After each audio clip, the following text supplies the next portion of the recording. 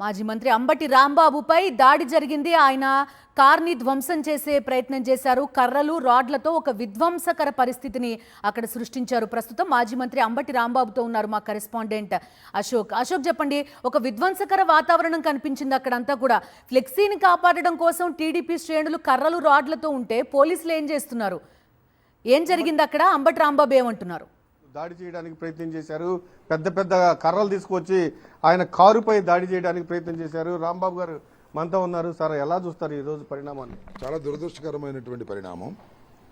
ఈరోజు రాష్ట్ర వ్యాప్తంగా 175 నియోజకవర్గాల్లో వెంకటేశ్వర స్వామి గుడిలో పూజలు నిర్వహించి ప్రెస్ మీట్ పెట్టాలనేది పార్టీ ఆదేశం. దాని మేరకు గోరంట్ల వెంకటేశ్వర స్వామి గుడిలో పూజలు చేసుకొని మేము వస్తున్నటువంటి సందర్భంలో ముందుగానే ప్రీ ప్లాన్డ్గా ఉన్నటువంటి తెలుగుదేశం నాయకులు పోలీసుల సమక్షంలో పెద్ద పెద్ద కర్రలు బిచ్చుకొని ఉన్నారు. కారణం ఏంటంటే అక్కడ ఫ్లెక్సీ ఒకటి కట్టారు. నేను నా ఫ్లెక్సీ దగ్గరికి వెళ్ళి మీరు మర్యాదగా తీసేయండి, లేకపోతే మేమే తీసేస్తామని చెప్పాను. నేను వాళ్ళ ఫ్లెక్సీ తీయడానికి పూజ కోసం వెళ్ళాను. వెళితే అక్కడికి వచ్చి నా కారు మీద దౌర్జన్యం చేయడానికి ప్రయత్నం చేశారు పోలీసుల సమక్షంలో. పోలీసుల చేతిలో లాఠీలు ఉన్నాయి, వాళ్ళ చేతిలోనే కర్రలు ఉన్నాయి. ఏంటి ఈ అరాచకం ఏంటి అని అడుగుతా ఉన్నా.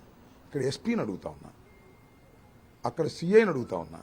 అంటే మీరు వాళ్ళందరికీ కర్రలు ఇచ్చి అక్కడ కూర్చోబెట్టి మా మీద దాడి చేయించాలని ప్రీ ప్లాన్డ్గా పోలీసు కూడా కుట్ర చేసిందనేది నా అభిప్రాయం. వాళ్ళ చేతిలో కర్రలు ఎందుకు ఉన్నాయి? మా వాళ్ళ చేతిలో ఎందుకు కర్రలు లేవు? మేము కర్రలు తీసుకెళ్ళామా? పూజ కోసం వెళ్ళాము. పోలీసులు వాళ్ళ చేతిలో కర్రలుంటే వాడిని తీసేయాల్సిన బాధ్యత లేదా పోలీసుకి? ఇది దుర్మార్గం. రాష్ట్రం అంతా ఇదే విధంగా దుర్మార్గం జరుగుతూ ఉంది. పోలీసులను అడ్డం పెట్టుకుని మా మీద దాడులు చేసే కార్యక్రమం చేస్తున్నారు. ఇది చాలా దురదృష్టకరమైనటువంటి పరిణామం. ఈ పరిణామం ప్రజలు గమనించాలని కూడా నేను కోరుకుంటున్నా. ఇవాళ దేవుణ్ణి అడ్డం పెట్టుకుని, దైవాన్ని అడ్డం పెట్టుకుని రాజకీయంగా వైఎస్ఆర్ కాంగ్రెస్ పార్టీ మీద బురదలాలనేటువంటి ప్రయత్నం, దాన్ని తిప్పికొట్టేటటువంటి ప్రయత్నం మేము చేస్తుంటే దాని మీద దాడులు చేసేటటువంటి ప్రయత్నం, ఈ విధంగా అరాచకాన్ని సృష్టిస్తున్నాడు చంద్రబాబు నాయుడు గారు. ఇది ఆయనకి కూడా మంచిది కాదని కూడా మనం చేస్తున్నాం. ఇంత దుర్మార్గంగా వ్యవహరిస్తే ఎలాగండి? మా మీద ఫ్లెక్సీలు కడతారు, ఫ్లెక్సీ తీయమంటే తీరు, పూజ చేసుకుని వస్తుంటే నా మీద దాడి చేస్తారు. పోలీసులు అందరూ ఉంటారు అక్కడే. బెటాలియన్ ఉంది, పోలీసు బెటాలియన్. వాళ్ళ చేతుల్లో లాఠీలు ఉన్నాయి, వీళ్ళ చేతుల్లో కర్రలు ఉన్నాయి. ఏంటిది అంటే పోలీసుల ప్రోత్సాహంతో చేస్తున్నారు, అంతేగా. పోలీసుల ప్రోత్సాహం లేకుండా వదిలేయమని పోనీ మేము వాళ్ళు కొట్టుకుంటాం, చేసేదే ఉంది. ఇదా చేయాల్సింది? మేము తక్కువ ఉన్నామా? నాకు అర్థం కాలేదు. కాకపోతే ఒక అరాచకమైనటువంటి పద్ధతిని వ్యతిరేకించాం. నేను వెళ్ళినప్పుడు ఎవరు లేరుగా, చించేయచ్చుగా నేను ఫ్లెక్సీని. చించేసేటప్పుడు అడ్డం వచ్చేది ఎవరు ఉన్నారు? ఎవరు లేరు. ఇవాళంతా ప్రిపేర్ అయ్యారు. కానీ సాంప్రదాయం, ఒక ఫ్లెక్సీని కట్టినప్పుడు అది మంచి పద్ధతి కాదు అని చెప్పి వచ్చాను. ఓ పెద్ద మనిషిగా వ్యవహరించాను. మా మీద దాడులు చేస్తారా? చంద్రబాబు నాయుడు బలం లేకుండా చేస్తున్నారు వీళ్ళు. పోలీసులు చంద్రబాబు నాయుడు చెప్తేనే చేస్తున్నారు కదా ఇదంతాను. చాలా తప్పైన పద్ధతుల్లో వ్యవహరిస్తున్నారు. దీనికి తప్పనిసరిగా మూల్యం చెల్లించక తప్పదు తెలుగుదేశం, చంద్రబాబు నాయుడు గారిని కూడా ఈ సందర్భంగా చెప్పదలుచుకున్నాను. మీ పైన దాడి చేయడానికి కర్రలు తీసుకుని వచ్చిన వ్యక్తులంతా చిన్న చిన్న కార్యకర్తలు కాదు, వీళ్ళంతా పదవుల్లో ఉన్న నాయకులు. అక్కడికి వచ్చి గుంటూరు అక్కడ ఉన్న కార్పొరేటరు వాళ్ళు వీళ్ళందరూ వచ్చారు. సరే, వాళ్ళందరూ వచ్చారు, విజువల్స్లో మీరు చూస్తారు కదా.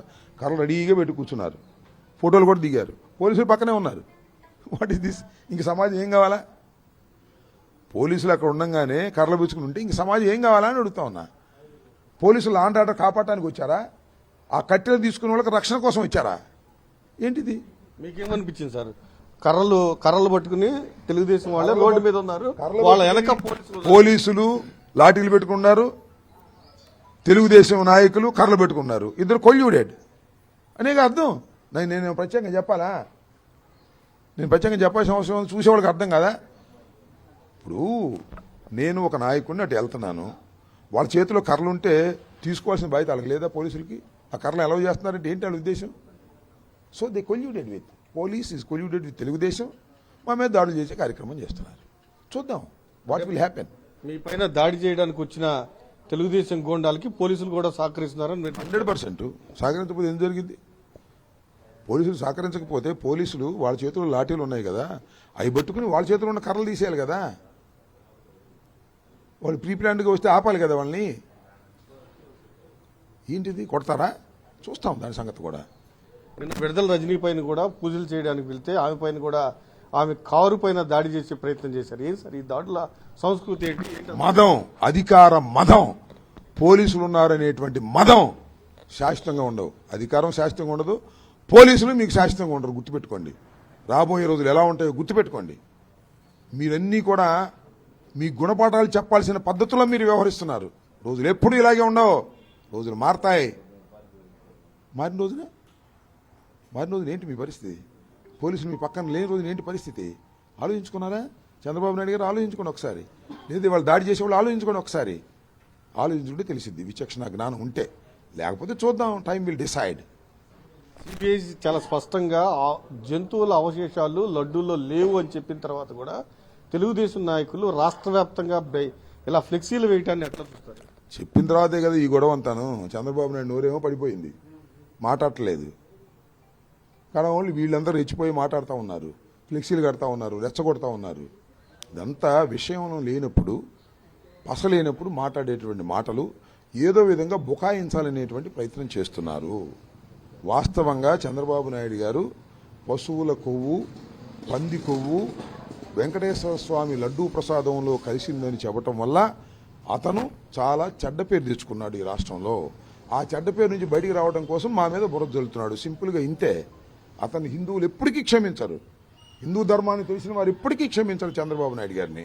ఒక ముఖ్యమంత్రిగా ఉండి ఆధారాలు లేని ఆరోపణ చేసి తర్వాత కూడా ఆధారాలు లేవని నిరూపణ అయిన తర్వాత కూడా క్షమాపణ చెప్పుకోకుండా ఉన్నాడు అంటే ఆయన దురదృష్టం. ఆయనకి భగవంతుడు తప్పనిసరిగా శిక్షిస్తాడు.